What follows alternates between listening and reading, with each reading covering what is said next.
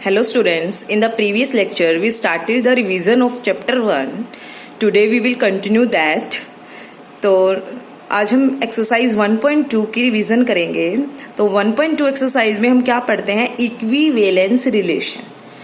Last time हमने types of relation किया था. उसमें हमने आइडेंटिटी रिलेशन, नल रिलेशन, उसके बाद universal relation, inverse relation, reflexive, symmetric, transitive relation, anti transitive relation. आज हम इक्विवेलेंस रिलेशन पढ़ेंगे. क्या था उसमें? A relation which is reflexive, symmetric and transitive is called an equivalence relation. कि एक ऐसा रिलेशन जो रिफ्लेक्सिव भी है, सिमेट्रिक भी है और ट्रांजिटिव भी है, वो रिलेशन क्या कहलाता है? Equivalence relation. लास्ट टाइम हमने reflexive, symmetric and transitive relation पढ़ा था. रिफ्लेक्सिव रिलेशन क्या था? R relation R from set A to set A is said to be reflexive if A is any element of set A related to itself. कि अगर set का हर एक element खुद से ही रिलेट होता है then that relation is called reflexive relation. Symmetric relation क्या था? कि इफ ए बी का ऑर्डर्ड पेयर, या कहे if A is related to B then it implies that B is related to A. And transitive क्या था? If A related to B and B related to C then it must imply that A related to C. अगर ऐसा relation है तो वो कौन सा कहलाता है? ट्रांजिटिव. अब एक ऐसा रिलेशन जो रिफ्लेक्सिव, सिमेट्रिक और ट्रांजिटिव तीनों है तो वो क्या कहलाता था? Equivalence relation. इसके एक एग्जाम्पल कर लेते हैं हम.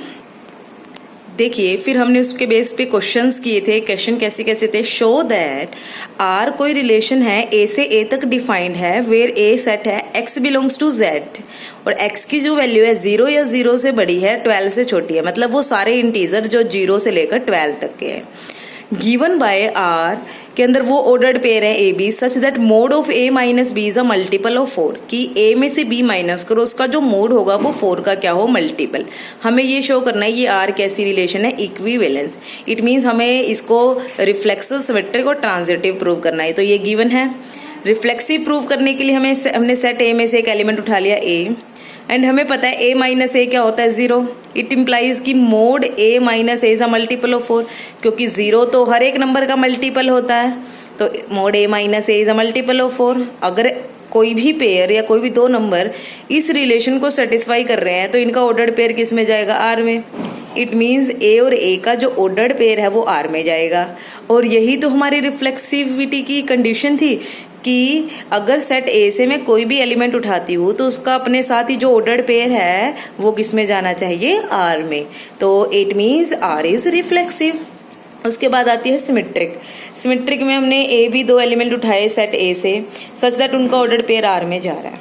अगर आर में जा रहा है तो आर की कंडीशन को सेटिस्फाई करेगा. It means mod of a minus b is a multiple of 4. अगर मोड ए माइनस बी मल्टीपल है 4 का, देखिए मोड ए माइनस बी इक्वल होगा minus of a minus b का मोड. जैसे 2 का मोड माइनस 2 के मोड के इक्वल होता है, वही काम है. इस माइनस को अंदर लेंगे तो ये बी प्लस का हो जाएगा, ए माइनस का, बी माइनस ए का मोड हो जाएगा. अगर ये 4 का मल्टीपल है, ये इसके इक्वल है, तो ये भी 4 का क्या हो जाएगा? मल्टीपल. और अगर ऐसा होता है तो बी कोमा ए का ऑर्डर्ड पेयर भी किस में चला जाएगा? आर में चला जाएगा. अब ट्रांजिटिविटी की बात करते हैं. हमने 3 एलिमेंट उठाए ए बी और सी जो ए से बिलोंग कर रहे हैं. तो किस तरह से उठाए कि ए बी का और बी सी का ऑर्डर्ड पेयर किस में जा रहा है? आर. अगर ये दोनों ऑर्डर्ड पेयर आर में जा रहे हैं तो ये आर की कंडीशन को क्या करेंगे? Satisfy. It means mod A minus B और mod B minus C are 4 के क्या होंगे? मल्टीपल्स. अगर दो नंबर किसी नंबर के मल्टीपल है तो उनकी एडिशन भी उस नंबर का क्या होगी? मल्टीपल. ये और ये, तो ये दोनों इनका ऐड कर दिया वो भी क्या बनेगा? इनका मल्टीपल. बी से बी कैंसिल, क्या बचा? Mod A minus c is a multiple of 4. और अगर ये मल्टीपल है 4 का, ऐसा कब होता है? जब ए और सी का ऑर्डर्ड पेयर किस में जाए? आर में. मतलब जो भी दो नंबर इस कंडीशन को सेटिस्फाई करेंगे वो किस में जाएंगे? आर में जाएंगे. तो आर रिफ्लेक्सिव भी हो गई, सिमेट्रिक भी हो गई, ट्रांजिटिव भी हो गई. So we can say that R is an equivalence relation. तो इस तरह से हमने क्वेश्चन किए थे. इक्विवेलेंस रिलेशन से बिल्कुल सेम ही थे. अब देखिए आगे. देखिए उससे नेक्स्ट एक्सरसाइज 1.3 में हमने टाइप्स ऑफ फंक्शन किया था.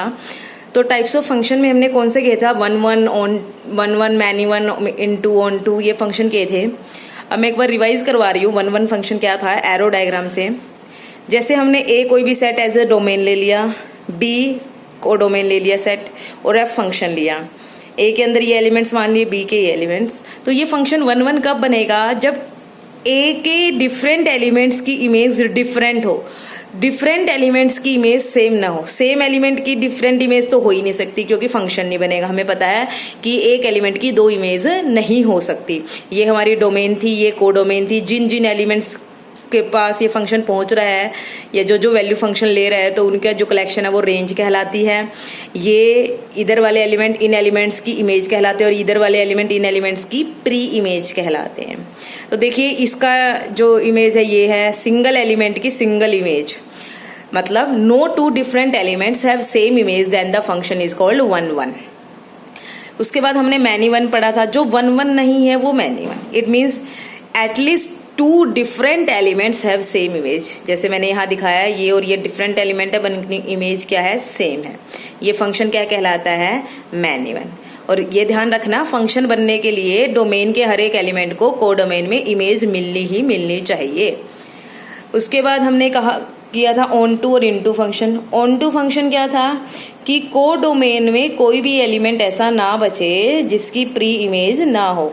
देखिए यहाँ कोई भी एलिमेंट ऐसा नहीं है जिसकी प्री इमेज ना हो, सबकी प्री इमेज है। यहाँ पे हमारे पास इनटू फंक्शन में क्या था, एटलीस्ट एक एलिमेंट कोडोमेन में ऐसा बच जाए, एटलीस्ट एक, ज़्यादा हमें कोई प्रॉब्लम नहीं है, एटलीस्ट एक एलिमेंट ऐसा बच जाए जिसकी कोई प्री इमेज नहीं है। यहाँ तो बहुत सारे हैं, तो ये कैसा फंक्शन है, इनटू।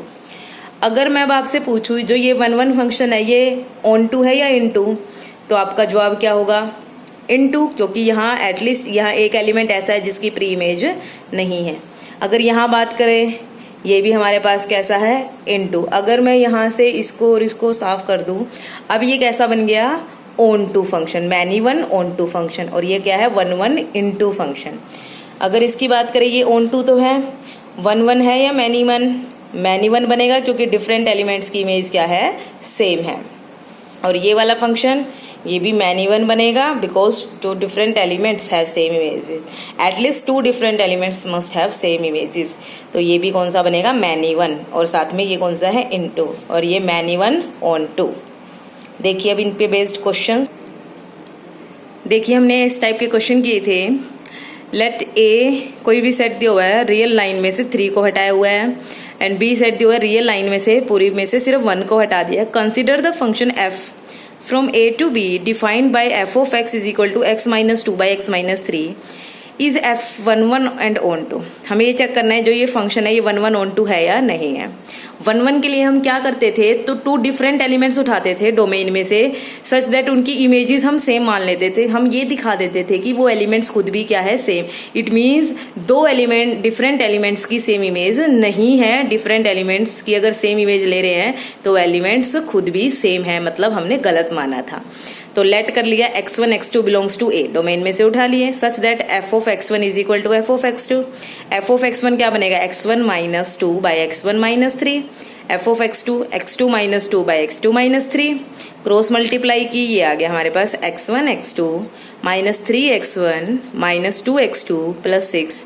इस साइड बनेगा x1 x2 minus 2x1 minus 3x2 plus 6।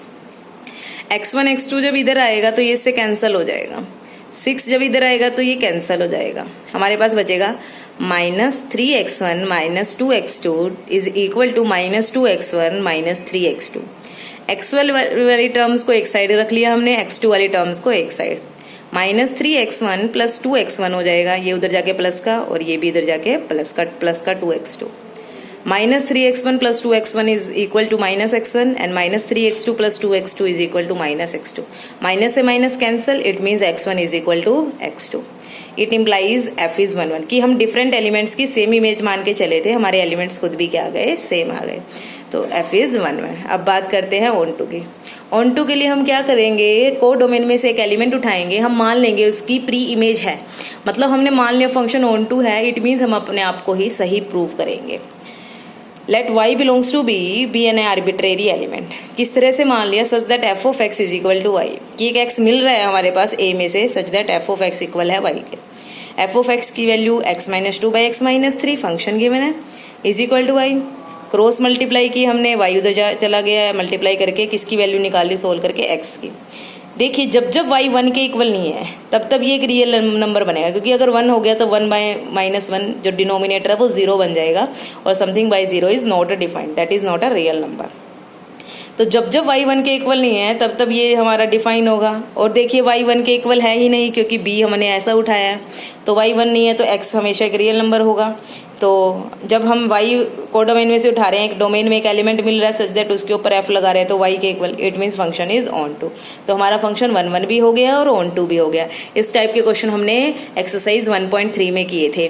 तो आप ये एग्जाम्पल्स भी करना, आप इनके दोनों एक्सरसाइजेज के, या पीछे वाली जब भी है सारी एक्सरसाइजेज के एग्जाम्पल भी साथ के साथ करना, और क्वेश्चंस भी प्रैक्टिस करना। Thank you.